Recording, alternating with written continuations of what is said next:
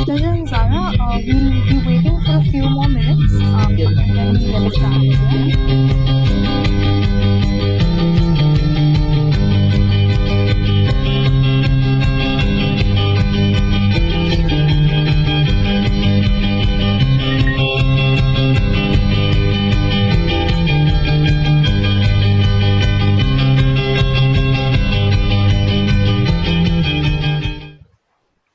Great. So good evening, everyone, and good morning to all those who've joined us from the United States. Thank you all for taking out the time and joining us in today's spectacular, or should I say, a space-tacular talk. My name is Juhi, and I am your host and moderator for the evening. I'm also the media manager at Bharati Public School. So before we get started, just a quick housekeeping.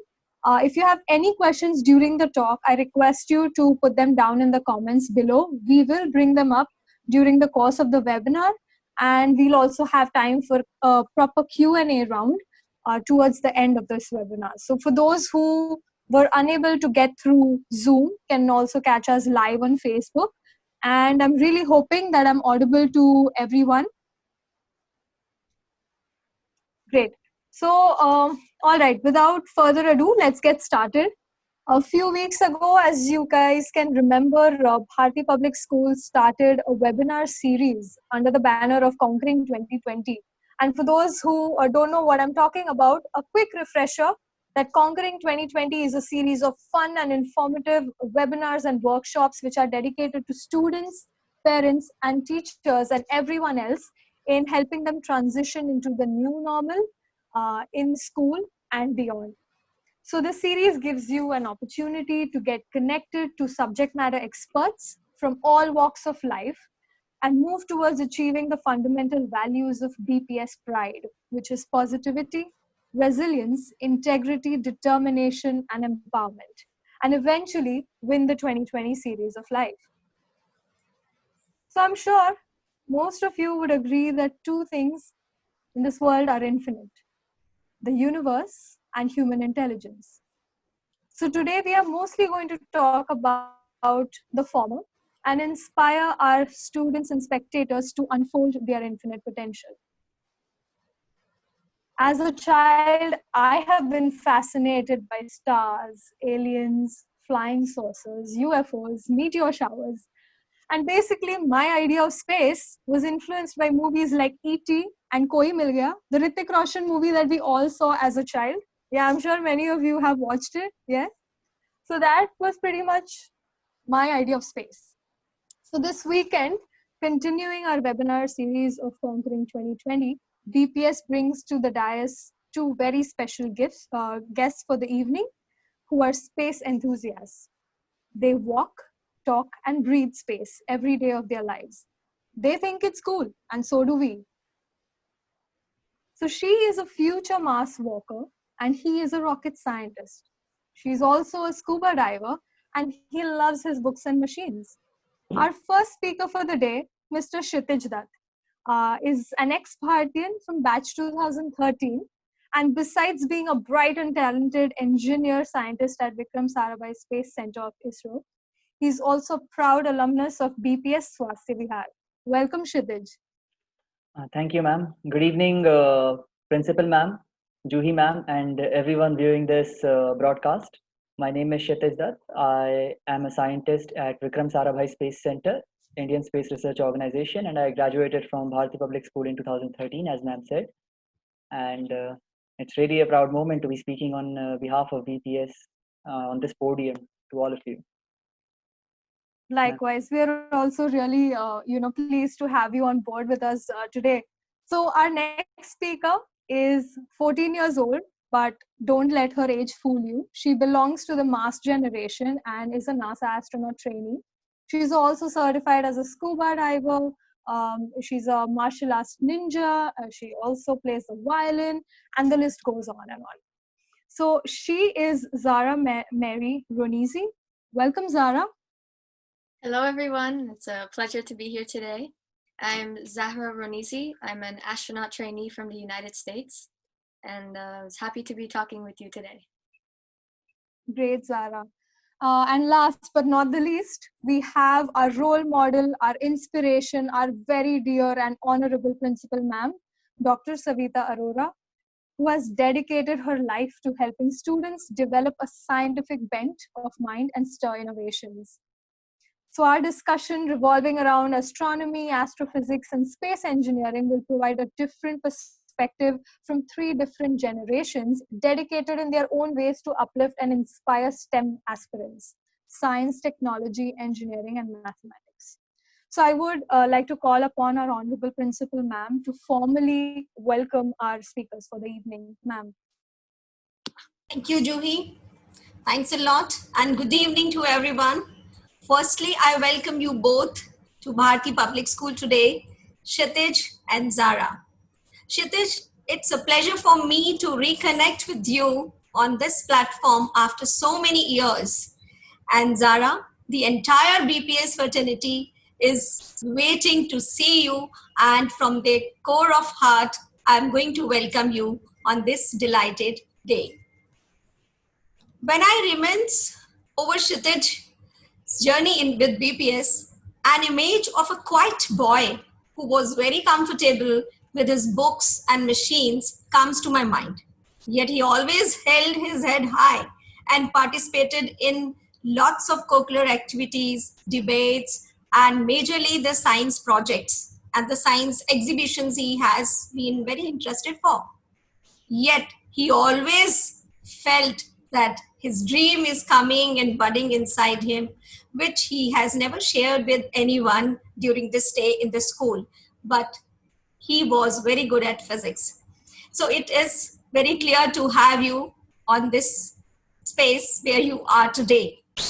So I think the curriculums, the activities which are being done in the school by the kids are very well affected in their career, in their life, and they become a base, a foundation for all those things. So Kshitij, you did it.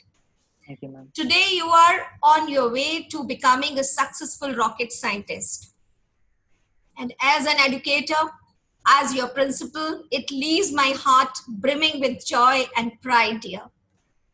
And ZAHRA, Juhi has given a wonderful introduction about your achievements. At such a young age, dreaming of becoming an astronaut at age of 5 is not a common phenomenon. It's something unique, something very different. Everyone has to take it back today from you. How did it happen? Your choices are brave, your headstrong efforts and hard work clearly shows that the sky is the limit here. Where most people find fault in their stars, you and Kshitij are aiming for the stars themselves, one step at a time. Although children may seem fragile like pollen grains, but latent in them is the potential to be trailblazers on Earth and beyond. Tonight, I welcome you all from the recesses of my heart. God bless you both. And I know that the entire BPS community is looking forward to having a wonderful interaction today. So, Juhi, let's begin the Space-tacular Talk. Please go ahead, Juhi. Thank you, the Mom. evening is yours. Thank you. Thank you, ma'am. So actually, Kshitij, I would like to start off with you. Yes, ma'am. So a lot of students, when we disseminated this information that yourself and ZAHRA will be coming on this webinar, a lot of our students had this question that, like they wanted to sort of know about your journey to Vikram Sarabhai Space Center. Like, what was it that took from your end to make it there? Okay. So first of all, I'd like to give a message to everyone that don't give up, keep dreaming. And okay, if I look upon my journey, then from the very beginning, I wasn't very sure that where I'd go. I liked maths and physics, as Principal Ma'am already said, and that's what I worked on. I prepared for an engineering exam. I got into a college, and I selected mechanical engineering. At that time, I had no idea about the careers or about the line of works that are available for engineers. I consulted my seniors, but I wasn't very serious about it. Only in my third year of engineering, I did realize that I wanted to go into core sector of engineering. And in the core sector, the opportunities are quite low. So yes, ISRO was one option, and I started my preparation since then. I started consulting seniors who were already working there, who had been selected, on how they started their preparation, on what I should work on. So that was very helpful. And I would like to tell everyone that, okay, I wasn't a very studious kind of studious kind of guy that everyone has portrayed. I did not have everything planned out from the very beginning, and there were a lot of surprises for me along the way. There were a lot of things I learned, but my point is that when you start preparing for a job, and I'm going to be very forthcoming to all of you, when you start preparing for a job, you don't actually have one dream job or one dream company in mind. You actually make a profile. For somebody who wants to go in the finance, he would build his profile in finance and he would apply in a lot of companies, and then he'd get selected in any one of them. So I would say that do what you're doing, do what interests you, and okay, studies are good, but taking care of your health is also important. And consult your teachers, consult your peers, consult your seniors on how to achieve your dreams, or how to, you know, get past a stage in your life. If you're not able to get past it, if you're struggling, they would be able to help you. And based on my journey, I can say that at the end of fourth year, I was certain that ISRO is one organization I want to work for, and in my fifth year I got selected for it. So that's how I ended up here. Great. So, Kshitij, as you mentioned that, it's very important to be passionate. And I think this is one quality that BPS stands by very, very strongly. And we have been emphasizing and reiterating this fact over and over again, that irrespective of your dreams, it's important to be curious and be passionate and, work really hard and smart towards it. So, many of us who are listening to us today here have a very specific dream of entering the aerospace industry. For those kind of students, Kshitij, I just wanted to know what exams should they be appearing for, and what's the selection criteria and minimum requirements? Okay, so if I talk about ISRO, then ISRO not only works on aerospace, but it also works on chemical engineering, chemistry, and structural engineering or mechanical engineering. It also has a civil department. It also has electronics department. We even hire people from computer science engineering. So the recruitment is very vast, and most of the engineers can make it here. Now, coming to the eligibility, I think the detailed eligibility criteria can be found on the website, but there's a CGPA threshold of 6.84, and you have to complete your graduation. After that, there's a national level exam called ICRB, or ISRO Central Recruitment Board. Now, in that exam, you have to register for it, and then you apply for the exam, you appear for an exam. If you qualify that exam, there's a subsequent interview.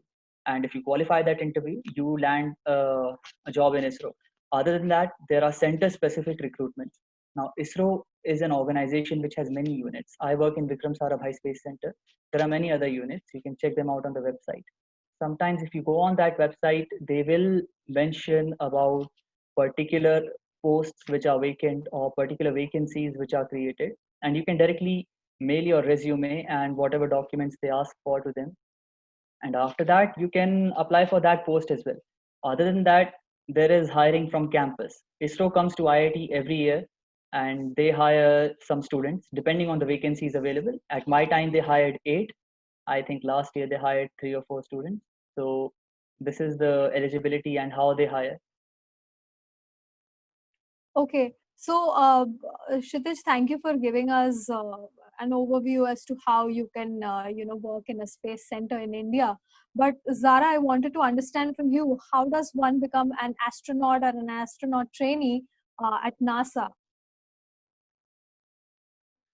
So to become an astronaut at NASA, there are 3 basic requirements that you must be able to fulfill. The first is that after you get your bachelor's degree at university, you have to get a higher education to at least a master's degree or a PhD in any field, any section in science, technology, engineering, mathematics, medicine, any passion that you have that's related to STEM. And the second requirement is that you must be a United States citizen. So before you want to apply to be an astronaut, you have to, if you're living in India, apply to be a citizen, or you can become an astronaut at another space agency like the European Space Agency, Canadian Space Agency. And the third requirement is that you must be healthy enough to pass a NASA physical exam that they're going to give you to make sure that you're healthy and your body is good enough and prepared to go into a long duration space flight. So these are the three basic requirements, but there are many different things that somebody who wants to be an astronaut can do and train before they apply to be an astronaut, so that their application stands out more, because NASA receives thousands of applicants every year. So you really must have a good application and a good resume to make you stand out and give you a higher chance of being selected. Okay. So, Zahra, you are extremely talented, or rather, I would say multi-talented, with the variety of things that you've pursued, besides your academics. So, how did you decide that becoming an astronaut is the way to go for yourself? Weren't you overwhelmed with the different options that were available in the field of STEM? How did you decide that astronaut was your calling? Well, being an astronaut was a childhood dream of mine since I was a little girl. So, since I was small, I always dreamed of, going to space one day and seeing the stars and all the planets. But it wasn't until my father and my family, one time they took me to the Kennedy Space Center in Florida. And after going there, I was able to see all the rockets, all the space shuttles, and I was able to communicate with people who worked in the space industry. And after that day, I really knew that one day I wanted to go into space and see all the rockets and all the stars and the planets for myself. Yeah, that's really exciting. But from the way it sounds, your life looks like a really difficult one to balance. I remember a few years ago when I was trying to learn the piano, I really struggled with my full-time job. So apart from studies, you've cracked, I think, the black belt in karate, and you also play the violin, and you're also president at the NSE. And this is not even the complete list of co-curricular activities that you've pursued. So how are you balancing everything out and still being sane and still working towards your goal at the end of the day? So for me, as I grow older, I have to learn to budget my time and to be able to manage the time that I have to perfectly organize everything so I can get everything done. And for me, as a 14-year-old going into 9th grade, the most important, the top priority for me is academics and school. So first, I must be able to finish all my schoolwork, do all my studying, and after that, I can do everything else that I like to do, like karate or train to be an astronaut and all my hobbies. So this way I can maintain my grades and I can be at the top of my class. And at the same time, I can do everything that I love to do and just live life as a normal child. So did you find your inspiration in your home, or were you inspired by some movies on TV, or was it something at school that inspired you towards your dream? So I take a lot of inspiration from people who have already achieved the dream that I hope to aspire one day to hope to achieve, like astronauts and doctors. I like to see, the way that they prepared their lives to one day become the astronaut that they are, or the doctor. So I like to, plan my days and plan my training based off of what they did. So I like to take inspiration from people who have already achieved their dreams. Okay, that's great. So this just brings another thought into my mind. Both Kshitij and Zahra have emphasized on the importance of STEM while getting into this field. But Kshitij, I think this thought comes to you that, Indian software engineers are ruling the world with their clicks and coding. And I think STEM for a layman is becoming a software engineer. Okay. So why do you think other STEM fields such as aerospace engineering or anything related to astronomy has not reached its pinnacle of popularity in India? Is it because there is a certain lack of awareness on the part of common man, or do you think these programs are inaccessible? Like you mentioned that ISRO comes to IITs. So what if I am not from the IITs? Oh, that's a very good question, ma'am. Thank you for bringing it up. Yes, to a layman in India, a good job would mean a software engineering job, an IT job, or a programming job. But that's not always the case. I mean, if you look at the engineering branches, then I believe computer science and engineering, electronics engineering, these are only one of the branches, one of many branches. There'll be 20, 22, 30 branches offered. But at the end of the day, everyone from college does something. So I think it's just a matter of time. And secondly, your branch today does not decide which job sector you'd go to. You'll see many people who are from a different or non-computer science branch of engineering, and they apply for jobs which involve software engineering, which involve programming, which involve finance, which involve management. So it's about the skill set that you gain during college or before college or after college. So I think regarding the popularity of aerospace jobs or related core sector jobs, yes, they are less. That's a fact. If you want to go to a core sector of engineering, there are very limited job opportunities. I'm sorry, opportunities. I also faced this when I was applying for internships, when I was applying for jobs, the eligibility criteria.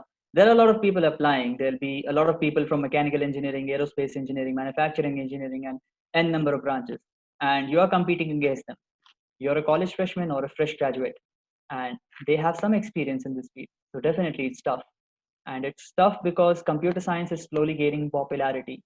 We all have heard, I mean, today in class fourth, class fifth, everyone is using smartphones, everyone is using mobiles, everyone is using apps.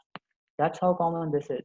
They all know about these stuff. People talk about artificial intelligence, machine learning, but do they talk about concepts of mechanical engineering, aerospace engineering?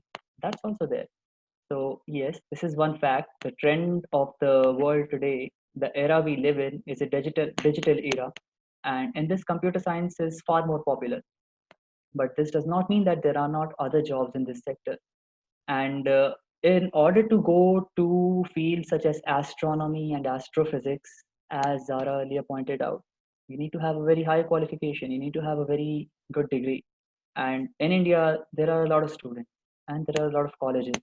So you need to have a good degree from a good college. Now, this itself is very challenging. You study for 4 years in BTech, and then you study for 2 years in MTech. Then you complete your PhD in at least 4 years now, 5 years, 6 years, something like that. By that time, you're 30. And usually people want to start exploring life after 24, 25. So that is why it's challenging. That's why a lot of people prefer to shift their field of engineering. It offers more money. Definitely, it offers more money than core engineering. If you go into software engineering, if you go into related fields, you learn more. You'll make more money in a year than what I make. But for somebody who's very passionate about it, they do find a way. It's just a matter of time. I mean, your expectations could be very high, but time is something which would decide what we get. And in future, I hope this scenario would change, because a lot of us are from mechanical engineering or from non-computer science engineering or non-electronics branches. So yes, with the growing number of industries and with what the government and other people are promising us, we are hopeful that jobs would increase and the situation would change. But today, I can say one thing for sure, that whether or not you're from computer science engineering, you need to know how to code. You need to know some aspects of those subjects in order to succeed in your job. That's how crucial this field has become. Right. So, Kshitij, can you give our listeners an overview of what is your role at Vikram Sarabhai Space Center? Okay, so I'll try to explain my job in simple terms. See, Sure. we know that sound is associated with frequency. To every sound, there is some frequency.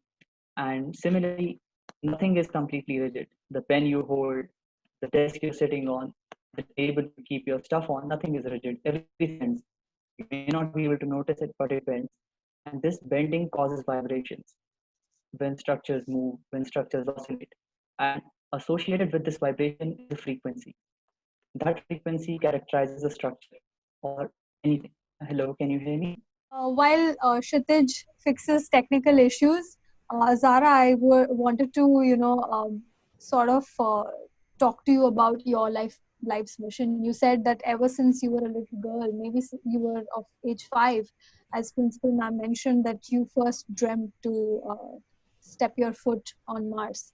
But when we were doing a bit of our research, we learned that Mars has a very high concentration of carbon dioxide, and it has very high radiation, and basically it sounded like a dangerous planet where you could even die. So why are you still up for it? I mean, you are such a young girl. What is it that makes you so brave? So going to Mars will be the most harsh and hostile location that humanity would ever conquer. And it's going to be the toughest challenge for astronauts to be able to adapt to and to be able to learn how to accommodate to the environment. But even through all the tough challenges, I continue to persevere, and I want to be the one who takes that giant leap for mankind and who helps make a difference in the world. So going to Mars will be a tough job, but in the end, it would all be worth it. So Zara, when you say that Mars has a very hostile environment, can you elaborate on that a little bit, please? So the temperature on Mars is very freezing, so it's going to be very cold for astronauts. And there's no oxygen for astronauts to be able to breathe. So they must breathe in oxygen tanks and they must wear spacesuits. And like you said, the amount of CO2 in the atmosphere is very high, so it's going to be very dangerous for astronauts. And plus the radiation that's coming from the sun is going to be very dangerous for astronauts. Right. So, so it looks like you're not the only person who's a part of the Mars generation and wants to set foot on Mars. We have the CEO of Tesla Motors, Elon Musk, who has made it abundantly clear to Americans and people all over the world that he wants to land a human being on Mars. So, and he also said that he wanted to have space tourism accessible to everybody. Do you think this is really achievable?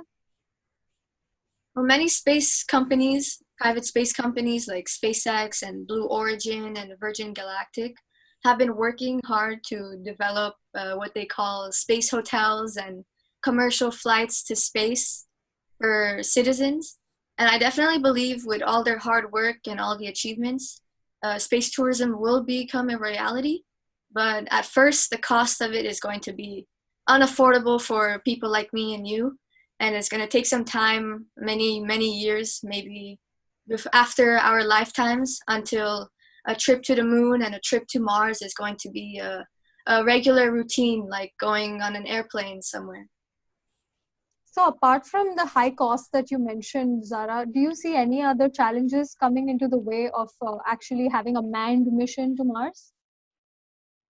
Well, a big part of being able to go to Mars is to get the public's attention and the public's support.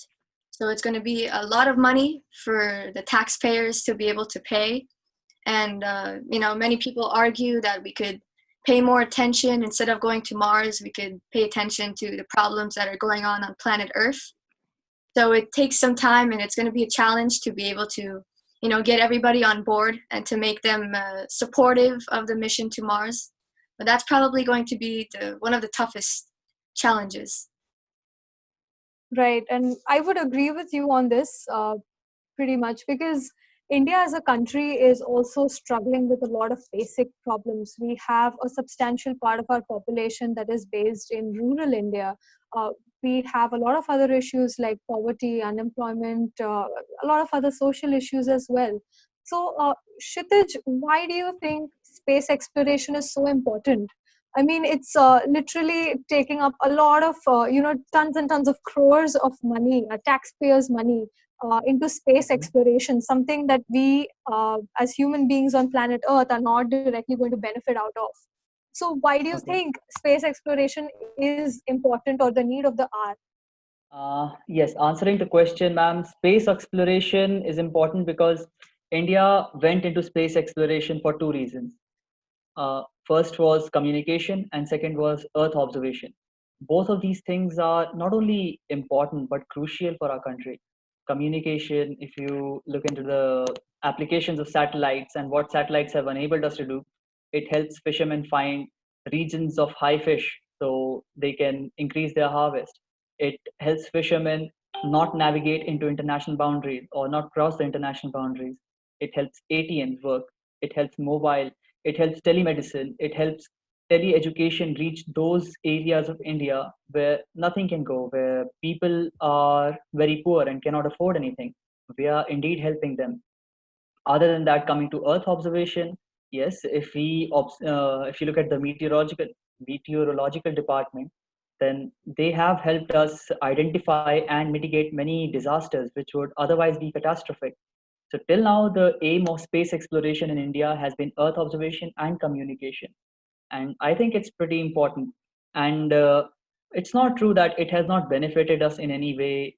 The money which is spent on space programs has not helped the common man. There are many spin-offs technology.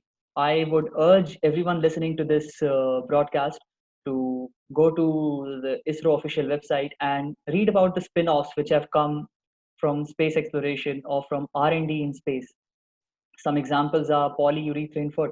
It weighs only 500 grams and it can serve as an artificial foot for people who cannot afford it. There are many other spin-offs. We have also been actively helping industries grow by technology transfer. The projects that we initiate or we take on also help academia. They take on new ventures, they explore new things. So it's sustaining a lot of other things. And I think in the digital era, this demand is going to grow. So yes, space exploration is very important today. Okay, so Kshitij, looks like from your answer that we wouldn't be having this webinar either without, having our satellites up there. So it does look like it is relevant to you and me. We're using the GPS. We're constantly on our internet. Right now we're on this webinar. So yes, I definitely see the relevance, and I'm sure our listeners also would agree with me at this point. But one thing really makes me curious. So why isn't India having a lot of manned missions? Like I think 2 Indians have gone to space until now. So why is it that we're not indulging in too many manned missions? I mean, you are a part of mission Gaganyaan, so maybe you can talk more about that. Ma'am, as I mentioned earlier, till now, what I believe the aim of space exploration or the primary purpose of ISRO has been communication and Earth observation. Manned mission was not our priority. Our priority was to serve our country, and with a very large population, with very limited budget, this is all we could do. But the idea of human in space flight or manned missions has always been there, and people have been working on it since a very long time. That is why when Gaganyaan was announced, we have been able to do unprecedented amount of work in a very short amount of time. So yes, in future we definitely would see manned missions or Gaganyaan mission and many more missions. And I think our chairman has already released some statement regarding this. So till now it was not there, but this does not mean it won't be there in the future. We are hopeful. I believe all of you are hopeful. Right, we are. So actually, recently we also came across an announcement by the ISRO chief, K. Sivan. He recently, announced that a lot of private companies would also be allowed in, maybe tying up or having affiliations or specific space startups or space companies for, building rockets, satellites, and other launch services. So do you think this is a good move, or is it going to open a Pandora's box for the Indian economy? Okay, this is a new announcement and I did not know it from the very beginning. So I'm also learning a lot of things about this. But looking at it from an economic point of view, it would definitely be a very good move for us. India has always had the human resource and the industrial capability to take upon almost any project. And when space is open to private players, when space is open to public, there'll be many industries springing up. More industries means more employment. More industries means more R&D.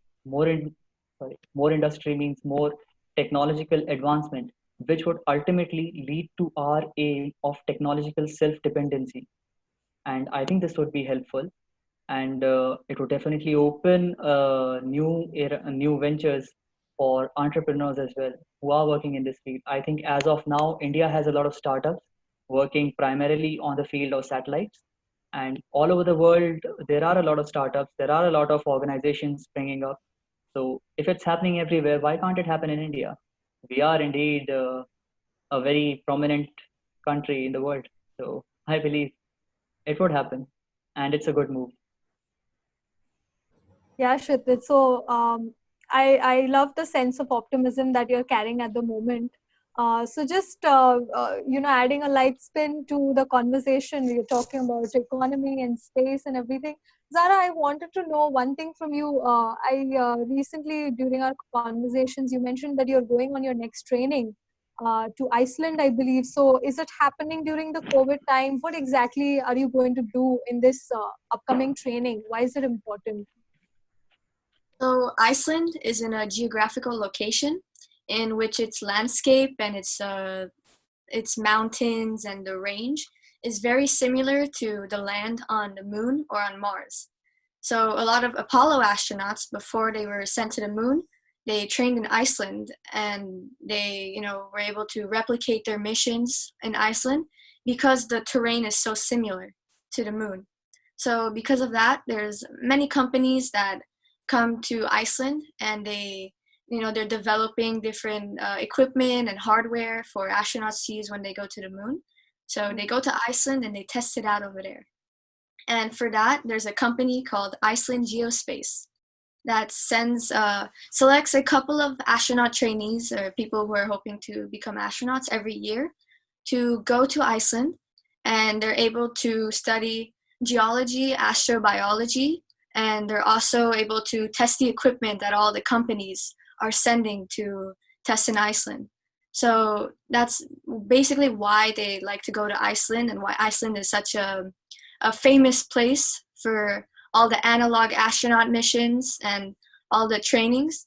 So I was one of the individuals selected to go to Iceland this fall in October. Okay, so Zahra, this just makes me think about how many years is it going to take? How many years of training is it going to take before you actually get to, take part in the Mars mission? So, like I said, I started training. Well, I began dreaming to go to Mars when I was 5, and I started training when I was 10 years old. I started the actual, physical training when I was 10. So imagine right now I'm about 5 years into training, and I'm already, I haven't done even half of what astronauts must do. And once astronauts get selected to become when people get selected to become astronaut candidates, the training doesn't stop there. It takes years and years, at least 5, 6, maybe 10 years of training until NASA feels like they're finally ready to be selected for a mission. So Zahra, do these activities that you've taken up as co-curriculars, acing the karate and scuba diving, are these going to be really handy for you as an astronaut one day? Especially scuba diving. So NASA, they have a big giant pool called the Neutral Buoyancy Laboratory located in Houston, Texas. And inside the pool, they have a full-scale mock-up of the International Space Station. And so astronauts, they get to, over there, when they go over there, they get to wear their spacesuits, their big, bulky spacesuits, and they send them under the water, and they're able to use different tools and equipment to, pretend like they're doing a spacewalk on the International Space Station, and pretend that they're, fixing pieces of the station or installing new equipment. So being underwater is the closest thing you can get to being in microgravity. So scuba diving is whoever scuba dives has a big advantage if they want to become an astronaut, because they've already experienced what it feels like to be weightless. And as of karate, like I said, one of the requirements to become an astronaut is to have a healthy body. So, myself, I like to engage in sports and do many physical activities so that I maintain a healthy body and I'm able to be prepared and I can pass the physical exam for long space missions. So karate, I've been doing it for 10 years now, and karate really helps me to maintain a physical and fit lifestyle. Right. So Zahra, today we have students and other spectators, especially our students ranging from nursery through 12th grade. Do you think this is the right time for them to start? What tips do you have to give to all of them? For people who are the students who are interested in working in the field of space exploration or astrophysics, advice that I would give is to step out at night and just look at the stars. The stars in front of you are telling you to look up, and that they're telling you that this is your destination. You know, the star is right in front of you and you already found your dream, you found your goal. Now it's just your job to train and to work hard to one day reach those stars. One thing that I like to, that what I just said helps me out is that when you look in the night sky, you can see Mars sometimes. So when I look in the sky and I see Mars, I'm saying, that's my destination up there. And I just got to keep working hard until I get up there. So that's what students should follow if they have a big dream in life, whether it's to become an engineer or an astronaut or to, win a Nobel Peace Prize. They have to just work hard and they have to put their heart and soul into what they love and to put passion into everything they do. And to not let anybody discourage them from achieving their dreams, not let anybody tell them that they're not able to achieve their dreams. And one thing that I always say to people is that if the passion, courage, and determination is there, then no time, age, or situation can stop someone from achieving their dreams. So if students follow this motto and they use this as their lifestyle, they're surely going to be successful and they're going to be able to achieve all their dreams that they aspire. That's very inspiring, Zahra.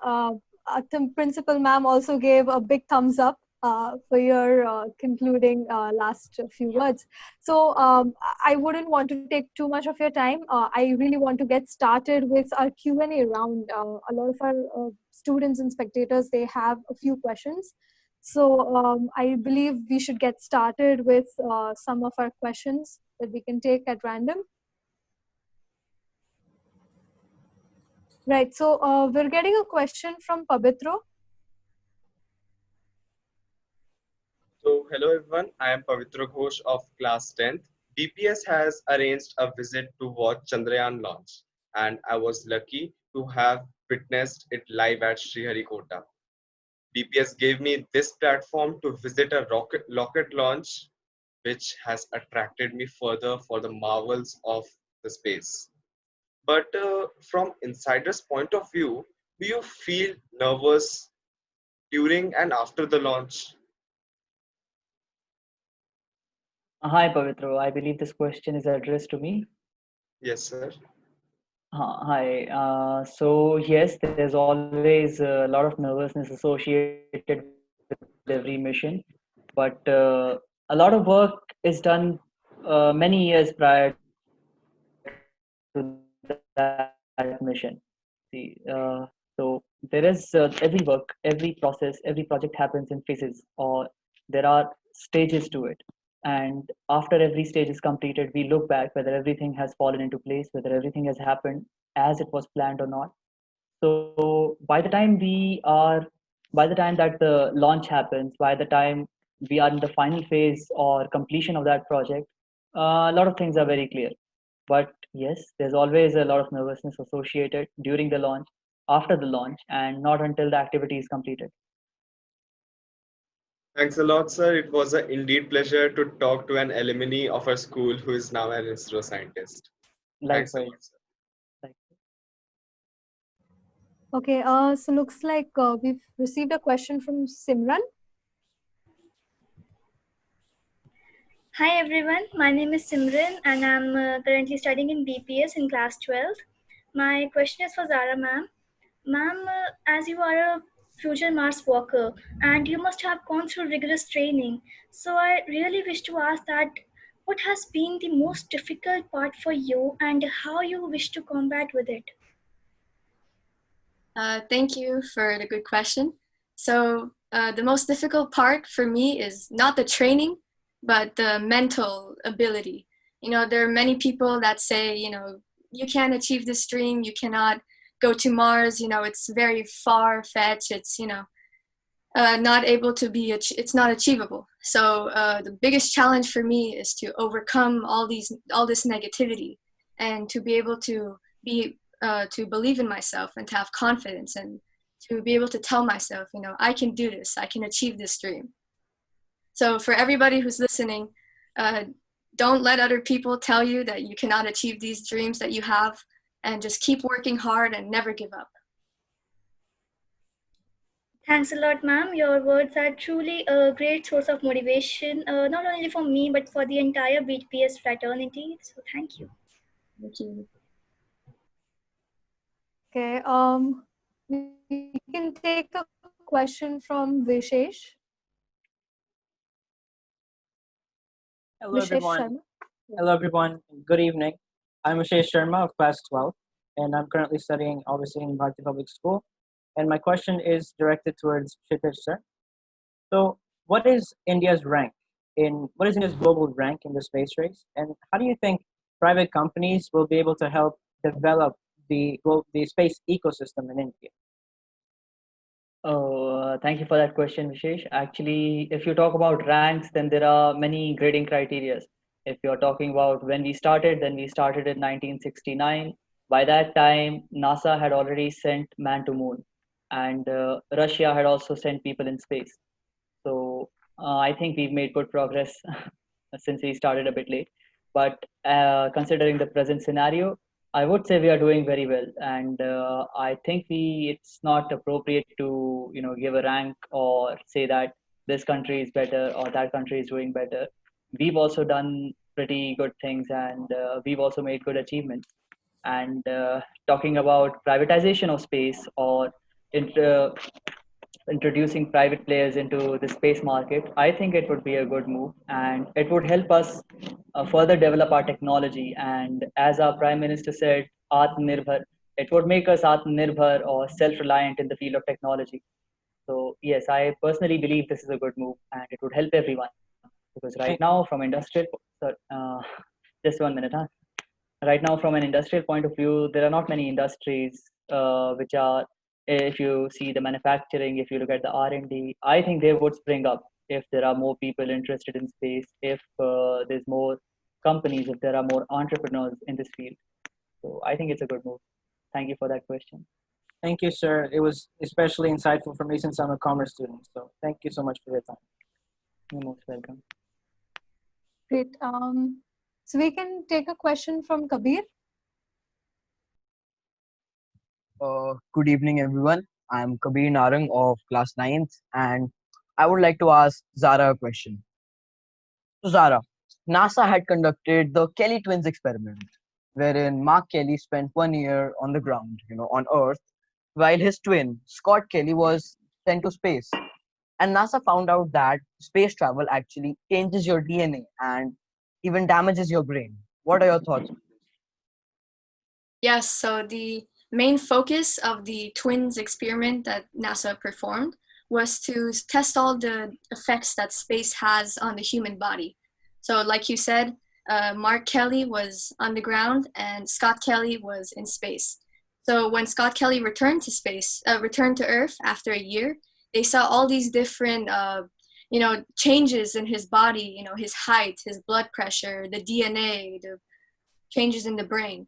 But the reason why they performed this experiment was to test how the astronauts would be affected if they go to Mars one day, because it takes 6 months to go to Mars, and then they'd stay on Mars for 1 year, and then they have to come back, which is another 6 to 8 months. So the whole mission, one mission, will take about 2 to 3 years. So this experiment that they conducted was very helpful in testing and giving a hypothesis on how the astronauts would be affected if they went to Mars. So because of this experiment, they're now able to develop new equipment and new protection that would be able to protect the astronauts and to give them a heads up about what's going to happen if they go to Mars. And so, yeah, the experiment was very helpful for future Mars missions.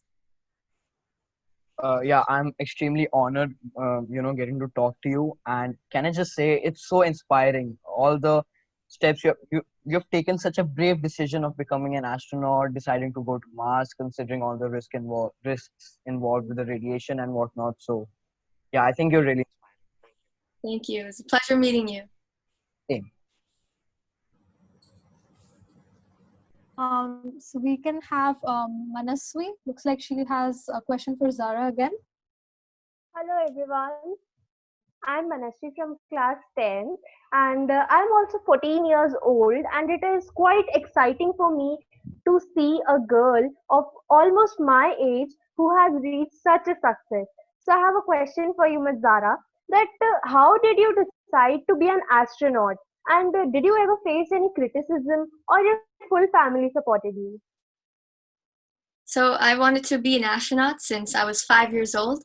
So growing up, I always dreamed of looking at the stars and going to space one day. And, when you first tell your family that you want to be an astronaut at this young age, they laugh and they say, oh, that's cute. Every kid wants to be an astronaut. But as you grow older and as you're achieving more and getting closer to your dream, your family is really going to start, say, wow, she actually wants to do this. This is actually a goal for her. So it was a bit of a challenge to be able to convince my family that this was what I want to do. But now that I'm in this point in life, my family are full supporters and they're very proud of everything that I've been doing. Thank you so much. You're truly an inspiration to me. Not only me, rather all the girls of our age. Thank you so much. Thank you, sister. We can take a question from Aditya Nigam.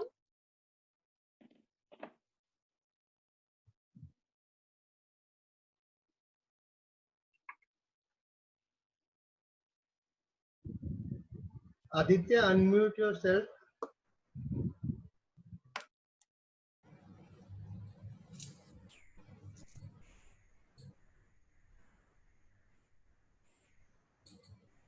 Are we able to connect with him?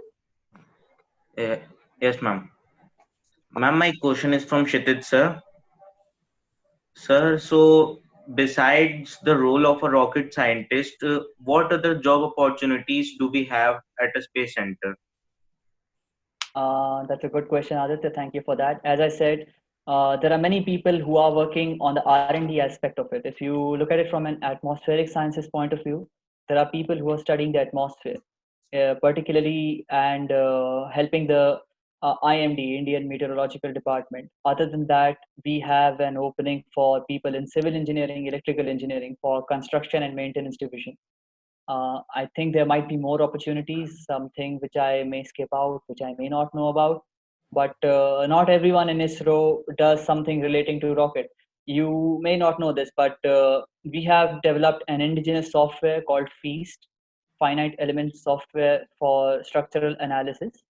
And that is made by people working in ISRO, people working in Vikram Sarabhai Space Center.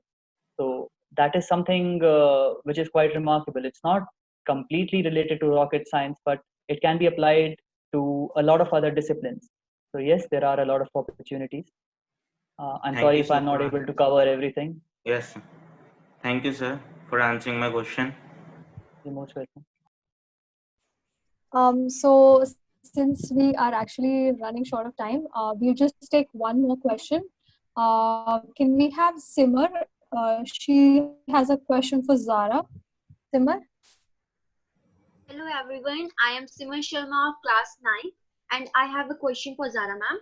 It has been my childhood dream to visit NASA. Last time when my schoolmates visited NASA, I was in junior grade. I went to many international trips organized by our school. This year, our school had arranged a trip to NASA, but we could not make it because of the pandemic. Anyways, it's been a blessing in disguise for me to talk to an astronaut right now, live. So my question to you is, how do astronauts sleep in space? do you get weekends off? So when astronauts sleep in space, as you know, when you're in space, it's you're in weightlessness, and so you just float around. So what astronauts have to do, they have these little beds that are attached to the walls of the space station, and they have little straps. So when astronauts want to go to sleep, they have to attach themselves, just stick on the wall, and then they have like a little seat belt or a little strap that prevents them from just floating away. So that's how the astronauts sleep in space. And when you're in space, you don't really have a visual sense of where's up, where's down, where the ceiling is. Everything is just, straightforward. So they can sleep, standing still, like straight, or they can sleep upside down, or they can, different parts of the space station. But yeah, so when you sleep, you have different straps that you attach yourself to, so you don't float away when you're sleeping. Yeah. Thanks so much, ma'am, for giving the reply. I would also like to thank our principal, ma'am, for giving me an opportunity of the lifetime to have a word with you. Thank you, ma'am. I would also like to request our principal, ma'am, to organize a trip to NASA as soon as possible, because now I am full of enthusiasm and fully excited to go there. Thank you, ma'am. So thank you so much, Kshitij and Zahra, for answering all of our student questions. I believe that's where we'll have to put a pause to our Q&A round since we are running short on time. And all this while, ma'am has been she's been like a silent observer all of this while. So I would like to call upon our honorable principal, ma'am, to share her views on how to be a high flyer and any other insights that she may have. Thank you. Thank you, Juhi. Whole of my life, I mean, I've been spending, I think, more than 3 decades I have spent with children. So it was a goosebumps, which I could see today. Children are talking to a child and getting answers. And I mean, I was very happy to see them. I'm speechless to see that children have such dreams, which educators like us have to put on and always look into it, whether they are thinking of something which is really big, like Zahra has made it. So I think as parents and as children, we should not aim to be rich or to be high flyer, but to be curious and passionate, which I could always read out the faces of all the successful people and maybe the children.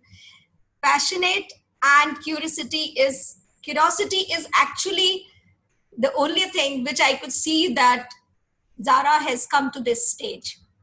5 years. See, 5 years is just, we are not away from the teething problem till that age. And Zahra has tried to think of stars. It's not only thinking, rather she wanted to touch them. This was the dream she had. So only curiosity can give this dream. And the passionate is only one who carries the dream in a different way. Carrying the dream is again not easy for all of us. Thinking is not, see, scientific thinking is not a horse you can drag to water, and a scientist is not one with a penchant to learn, to seek, and to never give up. Kshitij has said that never give up is the only mantra which has come up in his life as a, I think, success mantra for him. And the riches, he said that I don't want to go for richness, but I want to cover my dreams first. So this was also the line I have taken from you only, Kshitij. Thank you very much, my students, for teaching me, for making me once again bold enough to teach others, the juniors of yours, in such a way. Dr. Kalam has influenced me a lot. When I was kid like you, I was of your age, and Dr. Kalam was there, and he has a different kind of persona. He was not at all one figure always. He started his life with something and ended with something else. And throughout his life, he was an exemplar for many of us. He said once Failure will never overtake me if my definition to succeed is strong enough. So it is what? It's me, nothing else. So he was an average student when he was studying, but was always described as a bright and hardworking student who had a strong desire to learn. So this is what he has given the strength to the children today, that only becoming very bright in marks and getting good marks is not the success. Success is lying somewhere. It is embedded somewhere inside you. You have to take it out. So becoming hardworking and strong desire to learn can only give you that success. He quoted that excellence is a continuous process and not an accident. It has been, just see, you cannot answer anyway that at what point of time I have learned this thing. It was a dream. I lived with dream. I slept with dream. I awakened myself with dream. So all the time I'm talking about myself, my dream. So it is not an accident. It's a continuous practice of hardships. Then only one can see the stars. Then only one can touch the stars. Seeing is something else, but having a dream to touch it, ZAHRA has proved it. And my blessings to you, ZAHRA. As an educationist and as a leader at BPS, our aim is to create a mindset and an atmosphere of innovation, whether you want to become a scientist, an artist, or accountant, or CA, or whatever it is. It all depends on your hopes and dreams. And how to nurture your dreams? Only two words. You have to be curious all the time and passionate. These two wheels will carry you to the success, and you will never be disheartened at any time when you have a strong emotional strength from your side that failures are your teachers. Failures are your rather critics, and failures are to be there in the life. Otherwise, you will never go after that. So every Bharatian, in order to be successful, should eat, live, and breathe the BPS values of pride. We have a system of values that is pride, Pride, where P says positivity, R says resilience, I says integrity, and D says determination, and E overpowers everything, that is empowerment. So if all these things are there, each day of their lives can be a success. And we try our best to put in all these cultures in them. Time and space are not just words. It is the reality of life. It is what influences our life. One of the most loved presidents, as I told you, Dr. Apj Abdul Kalam, realized its potential and took the aerospace industry by storm. So he is a man who is not only, he was not just an aerospace scientist. He was a politician, and that too a great one. A very hardworking, laborious, and a great politician who has always been staying very cozily and comfortably in the hearts of all Indians. And a great poet too, and author, and more importantly, a thinker and a doer.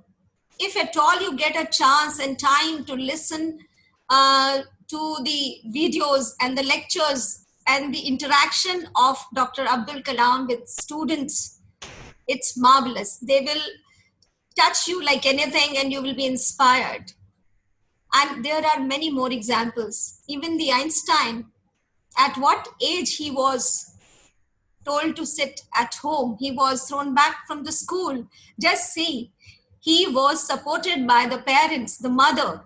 The mother of Einstein was not likely to read the letter which she got from the teacher.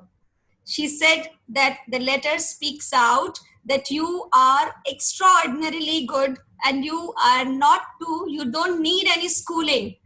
Although the matter was something else.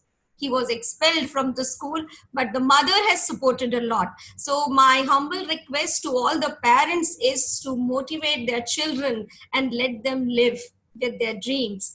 Mothers, parents play an important role in making the dreams of the children come true.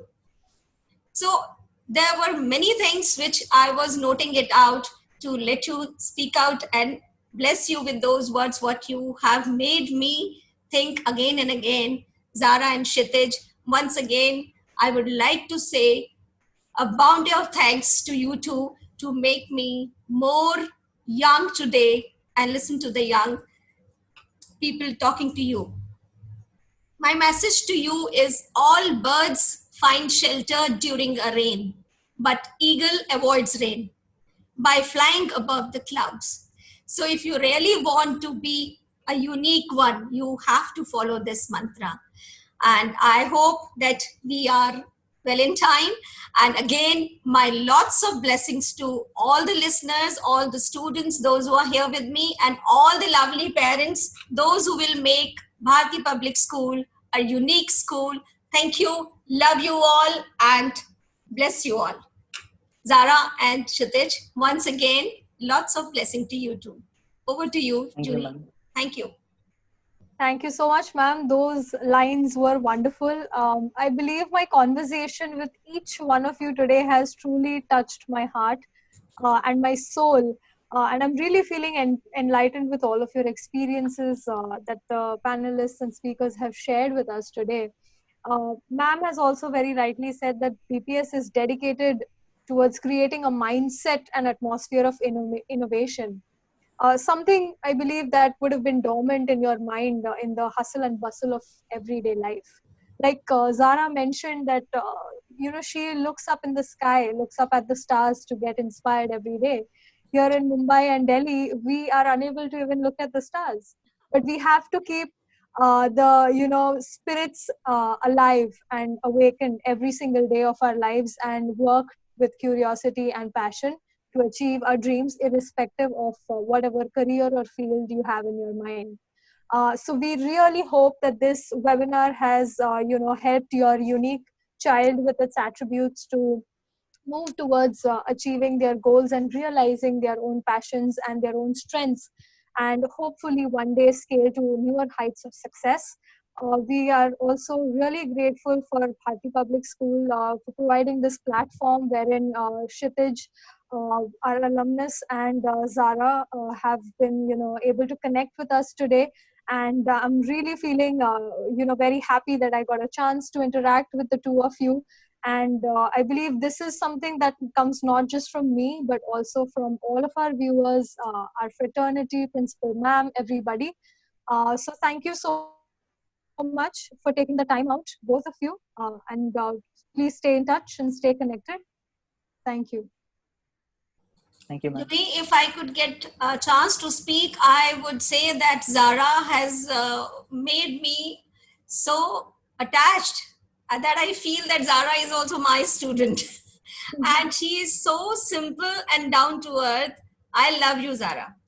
The qualities, whatever you have in your own ways, but I could see you in the stars, really. Thank you so much. You will do that. And you have proved yourself. You are on the stream where you are working with your dreams. So you should also be loved by all, and especially by yourself. From inside, you should love yourself. You will go higher and higher. Thank you. Thank you, Zahra, for being with us. Thank you. So much. Thank you so much, Kshitij and Zahra. I hope you guys have also enjoyed the interaction today. Definitely, ma'am. Thank you. Thank you, everyone. Stay safe and take care of yourself. Thank you, Principal Ma'am. Thank you, Juhi Ma'am, for giving me this opportunity and interacting with everyone. And I would like to say it's a pride to be a part of BPS now and always. Thank you so much, Kshitij. And thank you to the BPS family for allowing me to come and to talk with you all and to engage with your students. It was really a pleasure to be able to communicate with you all. And I wish you all the best during this pandemic and in life. And it was a pleasure, and I really hope to stay in touch with you all. Thank you. Thank you.